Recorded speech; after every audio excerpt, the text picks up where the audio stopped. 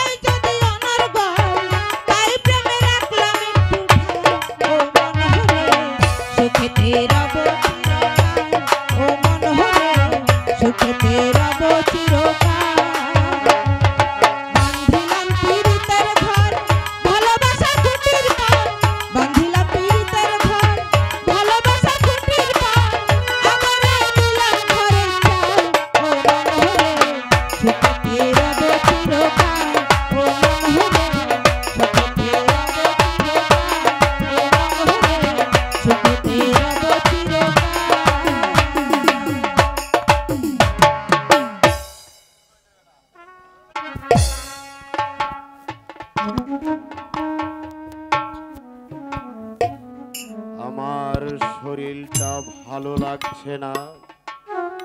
এই চেয়ারে বসে আমি একটু বিশ্রাম করি।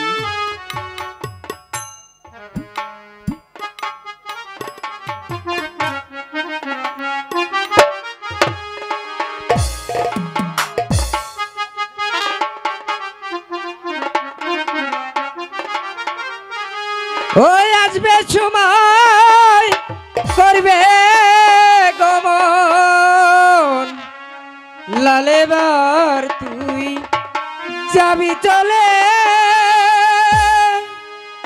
আসবে সময় করবে গমন লালেবার তুই যাবি চলে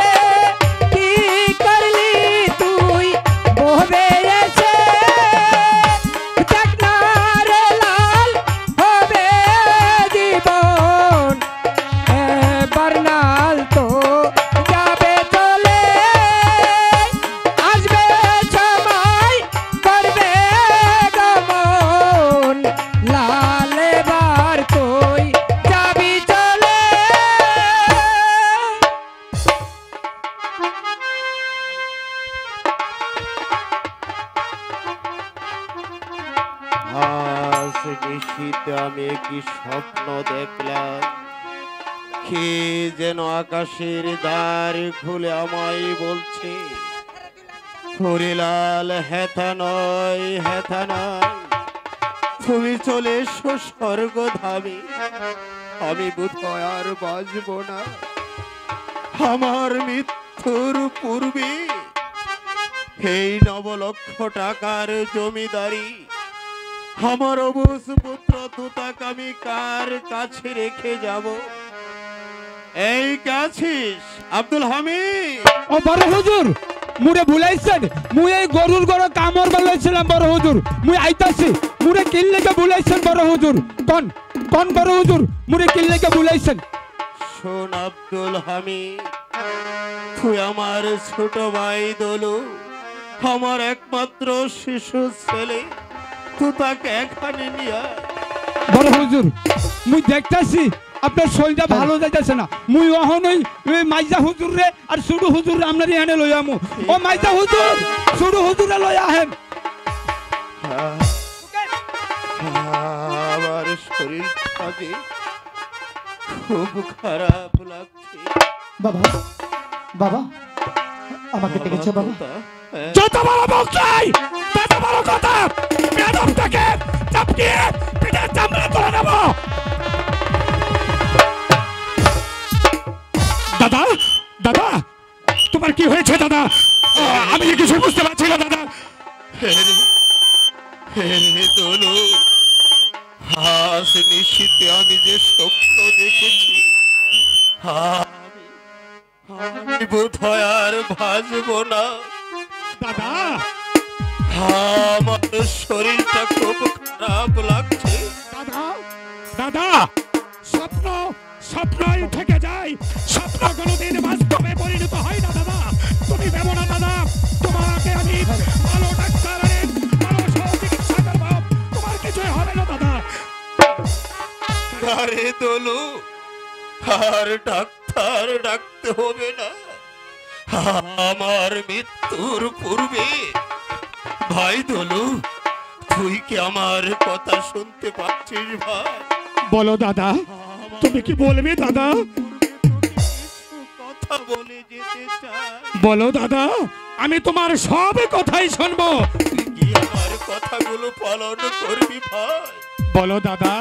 শোন ভাই, 18 লক্ষ টাকার জমিদারি আমি তোর কাছে অর্পণ করে গেলাম দাদা, কিন্তু আমার 3টি শর্ত তোকে পালন করতে হবে ভাই। বলো দাদা, তোমার কি 3টি শর্ত?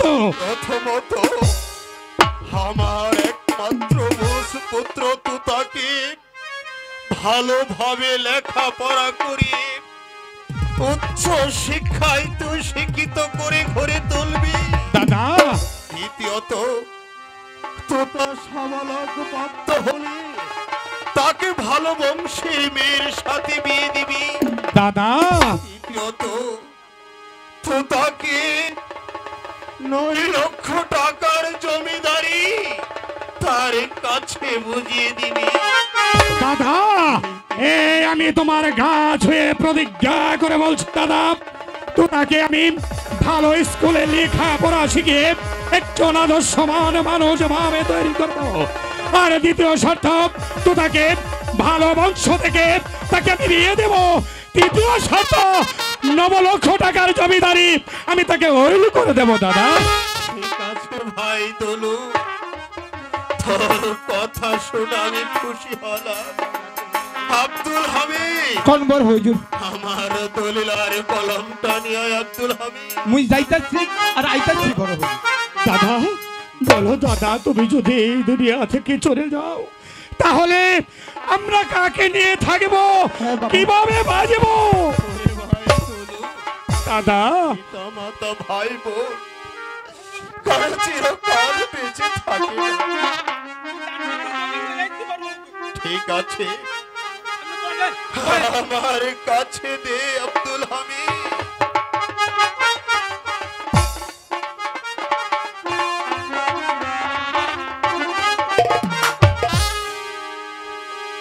ও দেশনার লাল থাকে জীবন দলুর হাতে রাজ্যবান।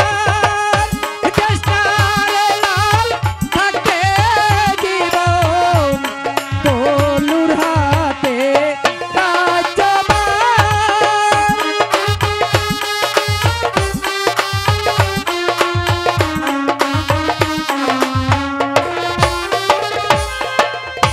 দলুর হাতে রাজ্য দিলে পড়বে তুতা বিষুম ফেরে।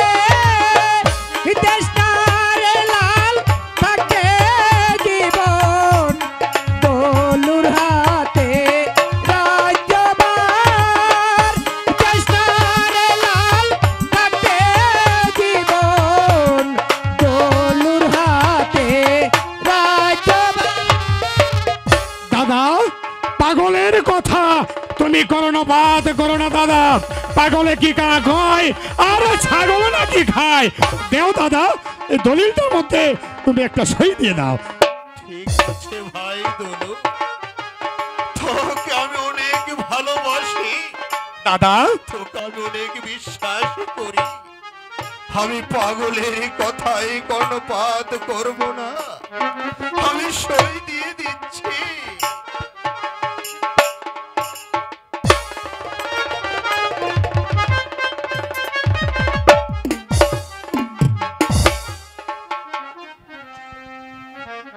ভাই ধুলো, দাদা আমি দলিলে সই দিয়ে দিয়েছি। দাদা তুমি কোনো চিন্তা করো না দাদা, তোমার শর্তগুলো আমি অক্ষরে অক্ষরে পালন করব। আমি আবারও তোকে বলে যাচ্ছি, আমার একমাত্র সন্তান বাবা, তোতাকে আমি তোর হাতে তুলে দাদা তোতাকে তোতাকে তুই দেখে রাখিস ভাই। দাদা তোতা তোমার সন্তান ছিল, আজ থেকে তোতাই আমার সন্তান। তোতাকে আমি আমার নিজের সন্তানের নিয়ে লালন পালন করব, ওকে দেব না এতটুকু কষ্ট পেতে। হাই দোলো, আব্দুল হামিদ, কনবর হুজুর। বাবা, আমি আর দাঁড়িয়ে থাকতে পারছি না, এ কি বলছো দাদা? আমার শরীরটা খারাপ লাগছে। হাই দাদা তুই আমাকে শক্ত করে ধর, বাবা, আমাকে নিয়ে চল। আমার জীবনে শেষ নামাজ আদায় করে যেতে ঠিক আছে দাদা, আমি তোমাকে নিয়ে চলে যাচ্ছি দাদা। হবে।